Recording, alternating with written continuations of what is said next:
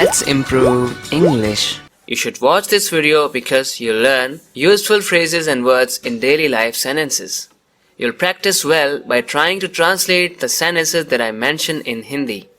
You'll learn how to say certain things in multiple ways. You'll have a great listening practice as you watch the video. मैं इस लफड़े में नहीं पढ़ना चाहता. इसे आप इंग्लिश में कैसे कह सकते हैं? लफड़े को इंग्लिश में क्या कहें? इसे इंग्लिश में कह सकते हैं I don't want to get involved in this mess. I don't want to get involved in this mess. इस mess में मैं involved नहीं होना चाहता. तो फ्रेंड्स लफड़े को आप इंग्लिश में mess बोल सकते हैं. I don't want to get involved in this mess. कि मैं इस mess में involved नहीं होना चाहता. तुम्हारा दिमाग ठिकाने पे है या नहीं? किसी से गुस्सा होते हुए हम ऐसे बोलते हैं जब वो अजीबोगरीब बातें करता है. दिमाग ठिकाने पे है या नहीं है? फ्रेंड्स इंग्लिश में भी एक फ्रेज होता है जो इस बात को कहने के लिए एकदम सटीक बैठता है. इंग्लिश का वो फ्रेज है are you in your right mind or not. Are you in your right mind or not. मैं इसको लिटरली ट्रांसलेट नहीं कर रहा, हिंदी से इंग्लिश में ट्रांसलेट नहीं कर रहा हूँ लिटरली वर्ड बाय वर्ड, बल्कि इंग्लिश में ये फ्रेज एग्जिस्ट करता है be in one's right mind. When somebody is in his right mind, it means he is thinking sensibly, he is thinking logically, he is sensible, he is sober. Are you in your right mind or not? दिमाग ठिकाने पे है या नहीं? मैं उसकी चपड़ चपड़ से तंग आ गया हूँ. इतनी चपड़ चपड़ करता है वो, बहुत ज़्यादा करता है. मैं उसकी चपड़ चपड़ से तंग आ गया हूँ. वो कांस्टेंट जो बोले जा रहा है उससे मैं तंग आ गया हूँ. इंग्लिश में कह सकते हैं I am fed up with his non-stop blabbering. I am fed up with his non-stop blabbering. Blabbering मतलब चपड़ चपड़, बार बार बातें करते जाना. I am fed up. When you are fed up with something, it means you are sick and tired of it. You are bored of it. You don't want to do it anymore, or you don't want to put up with it anymore. You are fed up with it. I am fed up with his non-stop blabbering. उसने मेरी पीठ थपथपाई. कोई आपकी तारीफ करने के लिए पीठ थपथपा सकता है. इंग्लिश में से कैसे कह सकते हैं? He patted my back. He patted my back. जी हाँ फ्रेंड्स, थपथपाने को इंग्लिश में पैट बोलते हैं और पैट की सेकंड फॉर्म का हमने यहाँ पर यूज कर लिया, पैटेड. He patted my back. मानना पड़ेगा तुम्हें. कभी कभी हम किसी की तारीफ करते हुए ऐसे बोलते हैं मानना पड़ेगा तुम्हें. सही में मानना पड़ेगा भाई तुम्हें. इंग्लिश में कह सकते हैं I admit you have guts. I admit you have guts. किसी ने कोई हिम्मत वाला काम किया है और आप उससे इम्प्रेस्ड होते हुए कहते हैं मानना पड़ेगा तुम्हें. मानना तो पड़ेगा, चीज़ तो हो तुम कुछ. इंग्लिश में कह सकते हैं I admit you have guts. मैं एडमिट करता हूँ, मैं मानता हूँ. आई एक्सेप्ट, आई एडमिट और I understand. I have realized you have guts. You really have guts. जी हाँ फ्रेंड्स, गट्स का मतलब यहाँ पर है करेज. उसे हल्के में लेने की भूल मत करना.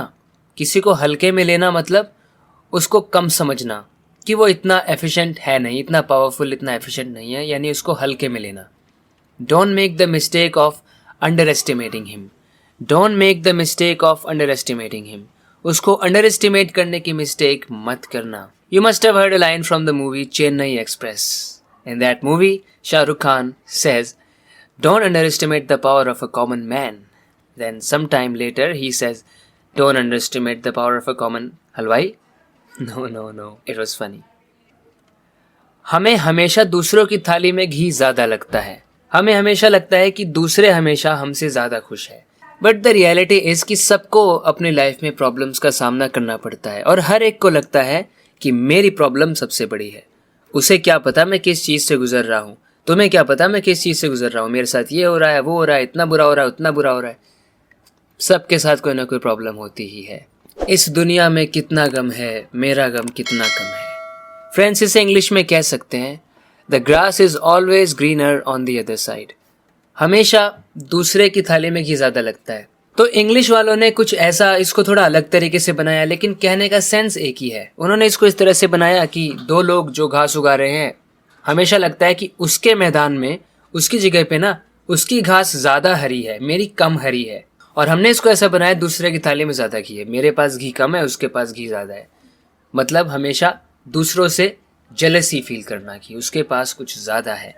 The grass is always greener on the other side. मुझसे रहा नहीं गया और मैं उससे मिलने चला गया. जब भी आपको कुछ ऐसा कहना हो कि आपसे कुछ करे बिना रहा नहीं गया, या उससे रहा नहीं जाता है, या उससे रहा नहीं जाएगा, it could be any tense. I couldn't resist going to meet him. I couldn't resist going to meet him. उससे मैं मिलने चला गया. You resist doing something, it means you stop yourself from doing it. So in this sentence, we're saying, I couldn't resist going to meet him. It means I eventually went to meet him. I couldn't prevent myself. I couldn't resist going to meet him. We can say it this way as well. I couldn't help going to meet him. I couldn't help going to meet him. Let's take a look at another example. उससे नाचे बिना रहा नहीं गया. वो नाचने लगी, उसे नाचना इतना पसंद है. She couldn't resist dancing. She couldn't resist dancing. वो dancing को resist नहीं कर पाई. It means she eventually danced. She ended up dancing. She couldn't resist it. You can say, she couldn't help dancing. She couldn't help dancing. You can't help doing something or you can't resist doing it. It means वो चीज़ करे बिना आपसे रहा नहीं जाता. इस तरह से इसको यूज़ करना है. इस वीडियो में इतना ही. आशा करता हूँ आपको ये वीडियो पसंद आई है. इस चैनल को सब्सक्राइब ज़रूर करना अगर आपने अभी तक नहीं किया है तो. इस वीडियो को लाइक करना if this video really deserves it. Thank you very much for watching this video lesson. We're gonna talk in the next one. Till then, take care and bye-bye.